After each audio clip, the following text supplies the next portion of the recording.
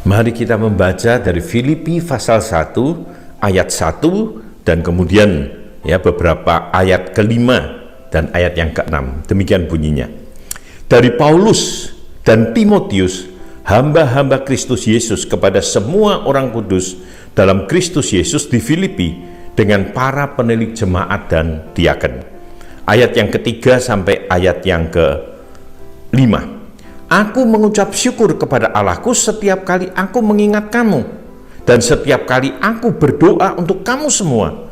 Aku selalu berdoa dengan sukacita. Aku mengucap syukur kepada Allahku karena persekutuanmu dalam berita Injil mulai dari hari pertama sampai sekarang ini.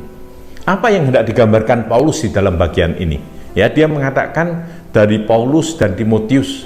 Ya, Paulus selalu mengajak rekan-rekan yang ada di sekelilingnya untuk bersama-sama peduli dan memperhatikan gerejanya.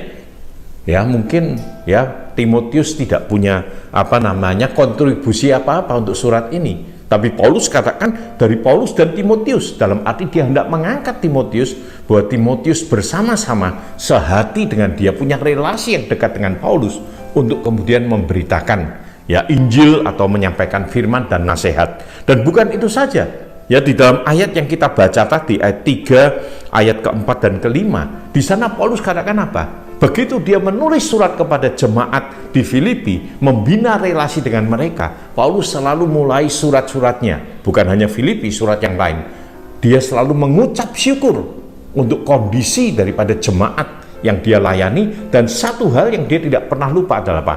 Aku berdoa untuk kamu.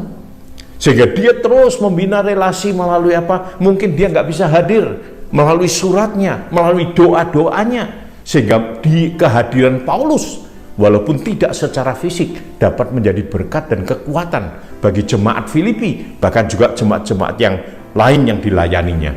Dan melalui relasi yang indah yang dibangun ini, Paulus bisa menguatkan jemaat Filipi, dan sebaliknya kalau kita lihat isi surat Filipi, jemaat Filipi juga menguatkan, menghibur dan menolong Paulus. Kita perlu membina relasi yang sehat, yang baik, relasi di dalam Kristus.